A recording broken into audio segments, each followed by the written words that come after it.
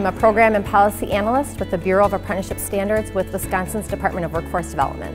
My name is Jason Oglesby. I'm the Director of Tech Services and Aftermarket Development for North America. My name is Jake Gaylord. I'm the North American Tech Training Manager for Wacker Neuson. Today we are kicking off the Wacker Neuson Construction Equipment Technician Program with the DWD. So it's the official kickoff of our program, and we're beginning recruiting for apprentice candidates today. It's been a project and initiative that's been a part of our organizational development over the past 16 to 18 months.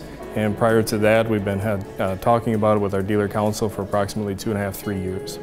Wacker Neuson contacted our bureau looking for some help in establishing some training. They have a shortage of skilled workers and their technicians of their construction machinery equipment. So they contacted us looking for some resources and assistance with building a registered apprenticeship program. We started this apprenticeship program for a couple of reasons. One, the industry-wide skills gap, and two, more importantly to our dealer network, our partners are telling us that they're having a hard time finding qualified technicians. So we took it upon ourselves to create a pathway or a pipeline, if you will, to train that talent and funnel that into our dealer network. And what we did was we reached out to the state of Wisconsin on the apprenticeship programs. The state of Wisconsin has been doing it since 1911, so they've perfected it, and the federal government follows somewhat what they do from a best practice standpoint. So when we reached out to the DWD, they were very responsive, very involved in our development of this, gave us the guidelines that we needed to operate within. They overviewed our curriculum and made it a pretty easy program to set up in a relatively short amount of time. Wacker Neuson is a fantastic fit for registered apprenticeship.